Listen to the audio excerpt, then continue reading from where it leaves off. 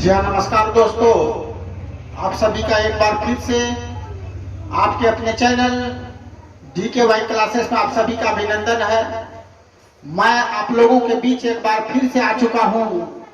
आज electric current का एक मोस्ट इम्पोर्टेंट टॉपिक श्रेणी क्रम समूहन और समांतर क्रम समूहन, दोनों में क्या अंतर है।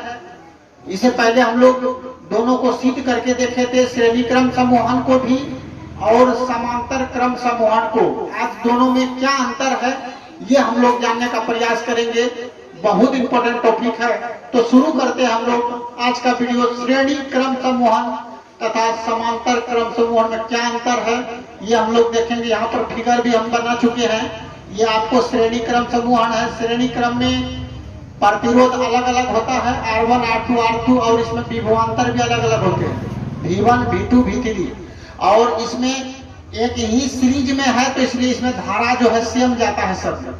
लेकिन समांतर क्रम समूहन में प्रतिरोध इसका भी अलग अलग होता है, लेकिन इसमें धारा अलग अलग हो, क्योंकि एक ही जगह से तीन रास्ता गुजरा है तो तीनों में जो धारा जो है अलग अलग जाने के कारण इसको I1, इसको I2 और इसको I3 हम लोग माने। और इसमें लेकिन विभवांतर सेम होगा, क्योंकि कार्य बराबर होगा इसलिए विभवांतर दोनों का सेम हो जाएगा। तो उसी प्रकार हम लोग इसी पर निर्भर है ये अंतर हम लोग देखेंगे।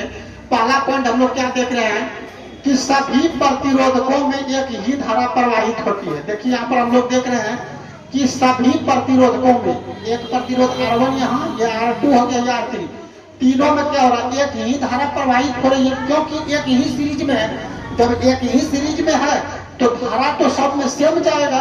तो वही चीज को सभी प्रतिरोधकों में एक ही धारा प्रवाहित होती है, परंतु उनके सिरों के बीच विभवांतर जो है, इनके सिरों के बीच जो विभवांतर है वो क्या हो रहा है, प्रतिरोधकों के अनुसार अलग अलग हो जाता है। जैसे यहाँ V1 है, ये V2 है, ये V3, ये विभवांतर इसमें चेंज हो जाएगा, लेकिन धारा जो है एक ही जाता है। ये हो गया आपको श्रेणी क्रम समूहन का। जबकि इसी के अपोजिट चलेंगे समांतर क्रम समूहन में क्या होता है कि सभी प्रतिरोधकों के सिरों के बीच एक ही विभवांतर होता है। विभवांतर इसमें चेंज नहीं होगा, क्योंकि कोई भी रास्ता हो लेकिन कार्य यहाँ तक आना है तो कोई भी दिशा से हम लोग जाएंगे, कार्य तो समान हो रहा है, दूरी में डिफरेंस होगा लेकिन कार्य समान होने की वजह से जो है विभवांतर में कोई परिवर्तन नहीं होगा, परंतु प्रतिरोधकों के मान के अनुसार धारा प्रवाहित होगी। लेकिन धारा तीनों का अलग अलग हो जाएगा, क्योंकि रास्ता अलग अलग है तो धारा अलग अलग जाएगी, लेकिन विभवांतर पर कोई प्रभाव नहीं पड़ेगा। ये हम लोग का पहला टॉपिक था।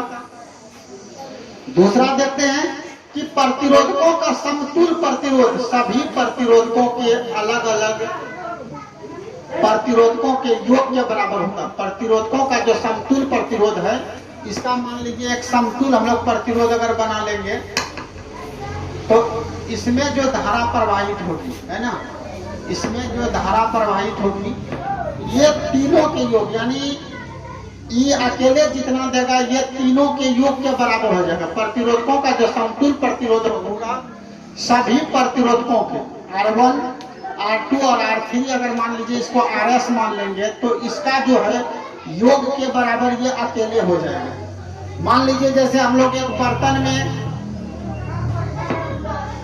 60 लीटर अगर दूध है, हम लोग उस 60 लीटर दूध को 3 भागों में अगर बांट देते हैं, 20-20 कर देते हैं, तो क्या देख रहे हैं कि तीनों जो बर्तन में दूध जो होगा वो हम लोगों का क्या होगा, 60 लीटर अगर इसमें तो इसमें 3, अगर 20-20 है तो तीनों का योग कर देंगे तो इसके बराबर हो जाएगा।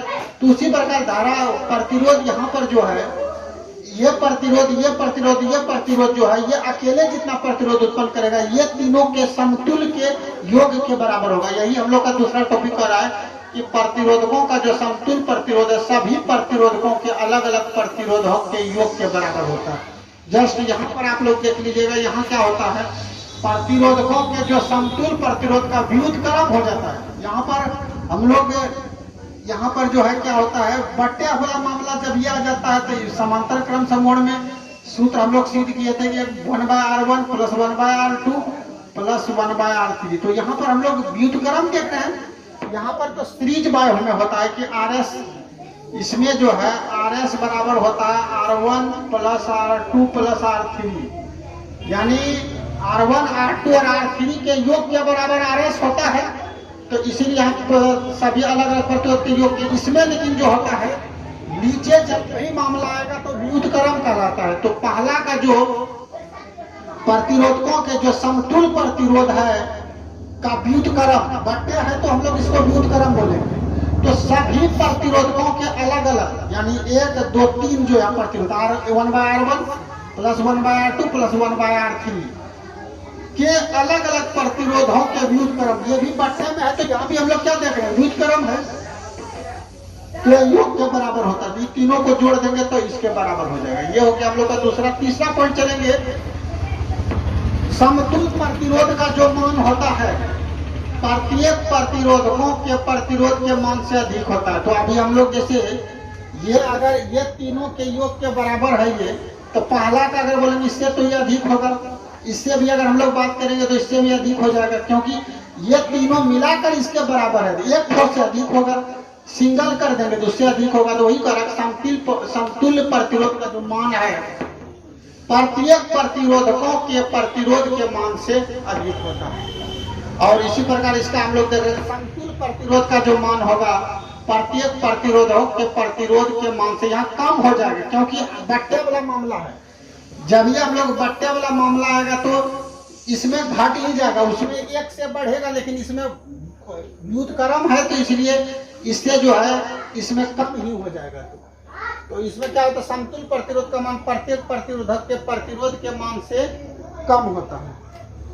और लास्ट हम लोग देखेंगे कि किसी एक प्रतिरोधक को परिपथ से हटा दिए जाने पर, अगर यहाँ पर हम लोग कनेक्शन इसका काट देते हैं, जाने पर बचे हुए प्रतिरोधकों से प्रवाहित होने वाली धारा शून्य हो जाएगी। अगर यहाँ पर हम लोग कनेक्शन काट देते हैं तो इसमें जो धारा जाएगी शून्य हो जाएगी, क्योंकि यहाँ रास्ते इसका खत्म हो गया।